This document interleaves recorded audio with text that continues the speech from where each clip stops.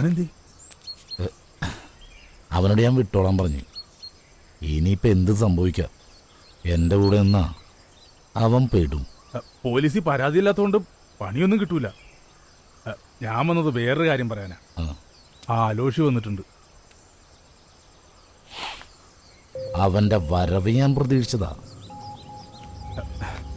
എന്താ പരിപാടി എന്ന് എനിക്ക് അറിഞ്ഞൂടാ. അവനങ്ങനെ നിന്റെ വീട്ടിൽ കയറുമെന്ന് എൻ്റെ പേടി.